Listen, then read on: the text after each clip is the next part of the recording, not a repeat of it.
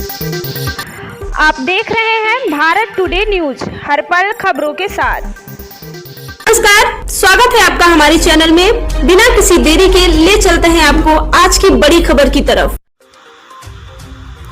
भारत को हिंदू राष्ट्र बनाने अंतिम सांस तक संघर्ष करूंगा, बोले नितिन उपाध्याय। हिंदू राष्ट्र बनाने के बाद विश्व गुरु की भूमिका में होगा भारत, बोली डॉक्टर गीता रानी। भारत को हिंदू राष्ट्र बनाने चलाए गए विशाल हस्ताक्षर अभियान। बनारस। भारत को हिंदू राष्ट्र बनाने के लिए अखिल भारत हिंदू महासभा द्वारा चलाए जा रहे 10 करोड़ हस्ताक्षर अभियान से पूरा देश जुड़ गया है। अखिल भारत हिंदू महासभा और जय बजरंग सेना अंतिम सांस तक इस पवित्र कार्य को अंजाम तक पहुंचाने में संघर्ष करेंगे।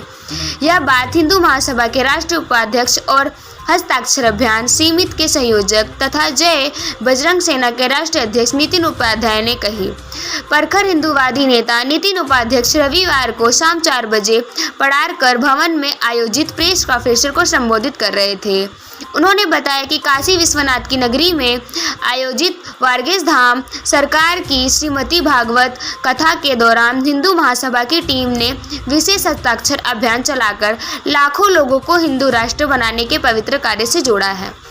युवा क्रांतिकारी सत्य और सतांत के प्रहर वारगेश्वर धाम सरकार की द्विम प्रेरणा से पूरे देश भर में यह अभियान चलाया जा रहा है।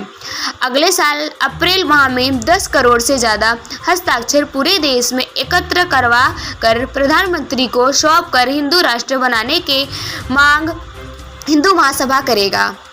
अखिल भारत हिंदू महासभा की राष्ट्रीय महिला अध्यक्ष डॉक्टर गीता रानी ने इस दौरान बताया कि वाराणसी में हिंदू राष्ट्रीय समर्थन हस्ताक्षर अभियान का शुभारंभ 10 जुलाई आरके गेड होटल सिगरा से हुआ।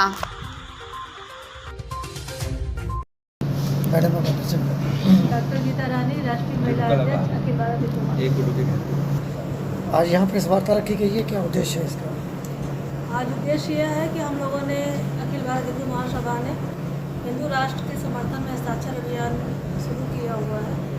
बनारस में भी 10 जुलाई से चल रहा है और बागेश्वर धाम के पंडाल में भी लगा था और अभी तक हम लोगों ने 5 लाख के आसपास हस्ताक्षर। कितना समय हो गया ऐसे इसकी शुरुआत हो गया 4 महीने हो चुके। 4 महीने से इसकी शुरुआत हो चुकी है और आगे क्या रणनीतियाँ रहेंगी अखिल भारत हिंदू महासभा की हिंदुओं को जोड़ने के लिए?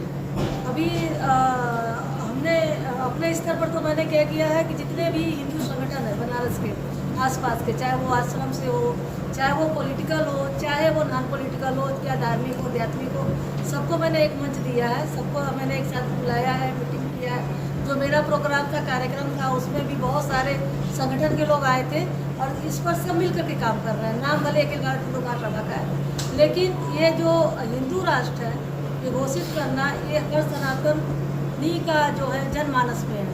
ये केवल अखिल भारत हिंदू महासभा की महत्वाकांक्षा नहीं है, हर सनातनी की इच्छा है। तो उसमें नरेंद्र मोदी ने क्या आघात कर दिया? आध्यात्म का रिश्ता भाव से है, न कि प्रचार से। देखिए, आप पत्रकार महोदय मेरे को ये बताइए कि आपका घर पुराना हो गया, उसमें पानी गिर रहा है, छपरा टूट गया है, अगर उसका जीर्णोद्धार कर दिया घर की बात एक अलग हो गई और एक जो है ऐसे स्थान की बात मैं कर रहा हूँ जो काशी विश्वनाथ का मंदिर है। वहाँ बाबा की कचहरी, मैं भी काशी का रहने वाला हूँ, बाबा की कचहरी थी, वहाँ पे 5 विनायक थे। 5 विनायक को ऐसे क्षतिग्रस्त करके फेंका गया मलबे में कि उनका अता पता नहीं है। आज वहाँ उसी एक लाइन से एक शोरूम बनाया गया है मंदिरों का, लाइन से मंदिर लगाए गए, नाम शिलापट लगाए गए, नाम लिखे गए। क्या मतलब, क्या ये एक शॉपिंग मॉल खुला हुआ है बाबा का? देखिए, आप मेरे को ये बताइए कि अगर हमने मंदिर का माननीय मोदी जी ने सुप्रीम कोर्ट के न्यायालय पे, मैं ये नहीं बोलता मोदी जी ने बनाया है, माननीय सुप्रीम कोर्ट के न्यायालय पे मंदिर बना है, भाजपा सरकार ने उसमें स्पीड में काम किया है, आप क्या चाहते हैं? तो फिर राम मंदिर भी नहीं बनना चाहिए था, वहाँ पर भी भगवान का पुराना तो मंदिर था, वो मस्जिद बनी थी, बनी रहने देते, क्यों तोड़ी हमने? सच्चाई तो है, देश में जो है आस्था की जरूरत तो है, आस्था समझने वाली चीज है, न कि दिखाने वाली चीज है, पहली चीज। दूसरी चीज ये है कि देश में आज जिस तरह बेरोजगारी है, महंगाई है, अशिक्षा है, उस पर कब ध्यान देगी जो है अखिल भारत हिंदू महासभा? महोदय, आप मेरे को एक चीज बताइए, आज आपने काशी के आप रहने वाले हैं, आप बता रहे हैं, और मैं काशी की भूमि प्लस यहाँ के सभी रहने वालों को मैं तो शिव के रूप में देखता हूँ।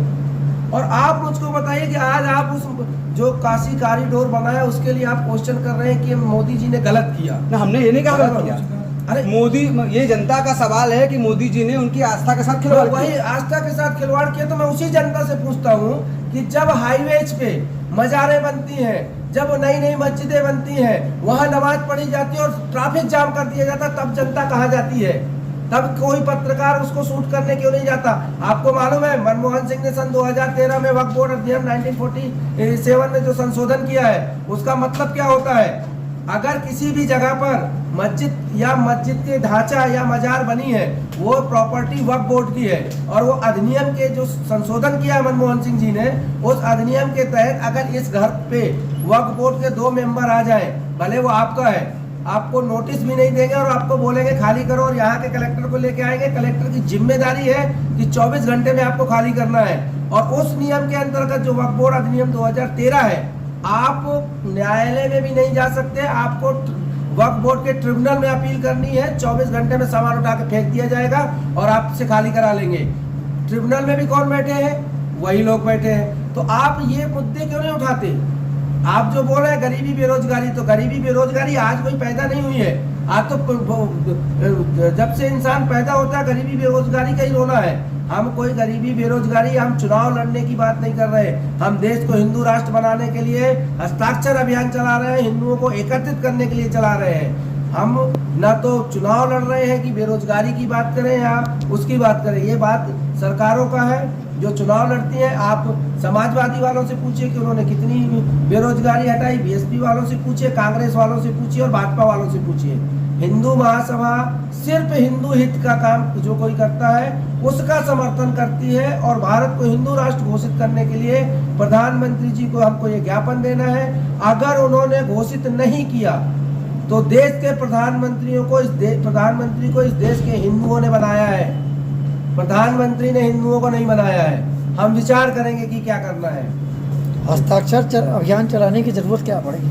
मोदी जी आज मंदिर बनवा रहे हैं, उनकी देन है कि काशी विश्वनाथ मंदिर बन गया, तो मोदी जी क्यों नहीं इसको आप लोगों की मांगों पे, हिंदुत्व की मांगों पे इसको हिंदू राष्ट्र? मैंने अभी एक पत्रकार महोदय को जवाब दिया था कि जब समुद्र लांघना था तो जामवंत जी ने हनुमान जी को बताया था कि आप इसको लांघ सकते हैं। अतुलित बलधामम हेम सल्लाब्देहम धनुजोन कसानुम ज्ञानी नाम का गण्यम सकल गुणम निधानम बाणा नाम धीसम रक्पत विभक्तम वाद जात नमामि।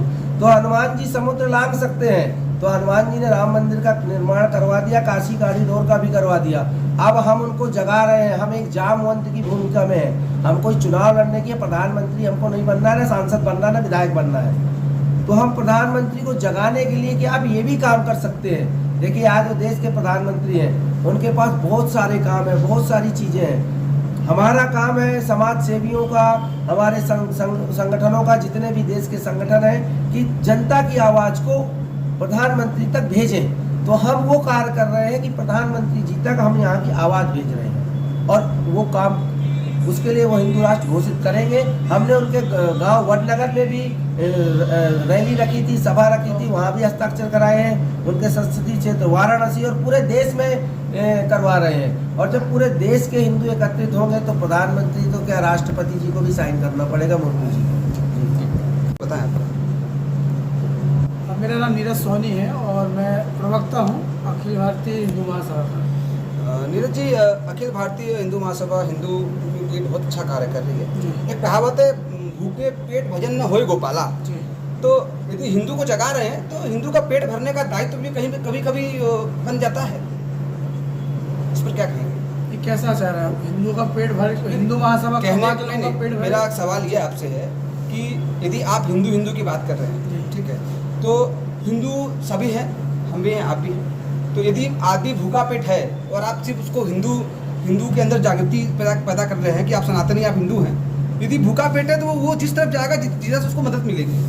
तो अभी वर्तमान की परिस्थितियाँ कुछ ऐसी हैं। हिंदू जीवन शैली है और हिंदुत्व की जो जीवन शैली है, सनातन की जीवन शैली है, इस जीवन शैली में रहने वाला व्यक्ति कभी भूखा नहीं रह सकता और बेरोजगार नहीं रह सकता।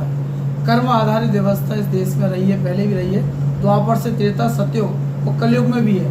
और सनातन जो हम बात करते हैं सहिष्णु हिंदुत्व की, अगर हम उस जीवन रेखा में जीते हैं तो अगर हमारा पड़ोसी दुखी है तो जो अगर सक्षम होगा उस मोहल्ले में उसको पाल लेगा। हम लोग देखते थे किसी के यहाँ कोई गमी हो जाती थी, मृत्यु हो जाती तो पूरा मोहल्ला आटा पूड़ी सब्जी लेके पहुंच जाता। आज भी हो रहा है चीज़ें। तो हम इसीलिए इस देश में निकलेगा, हिंदू जागरूक होगा, अपनी जीवन शैली, उसका विचार क्या, उसका चिंतन, क्योंकि वो तोड़ने की बात नहीं करता, जोड़ने की करता है। तो रिश्ते भी जोड़ता है, वो पड़ोसी से रिश्ता है, व्यक्तिगत है, और दुश्मन को भी। हमारे त्यौहार होते होली, होली ऐसा कि गले मिल जाते हैं, अगर सालों की बुराइयाँ तो पाट दी जाती है। दशहरा, कितनी भी दुश्मनी हो, दशहरा हमें ऐसे हमारे त्यौहार है संस्कृति के जो जोड़ने का काम करते हैं। मकर संक्रांति सामाजिक समरसता की बात करते हैं, जैसे गुड़ के लड्डू, तिली के लड्डू बनते हैं, ऐसी समाज है हमारा, अलग अलग चीज़ों से मिलके समाज बनता है, उसको हिंदुत्व कहते हैं। और हिंदुत्व में भैया आप नहीं मुस्लिम, हिमालय ही शब्द, हिमालय से और सिंधु नदी, हिमालय सिंधु के बीच में जो भी होगा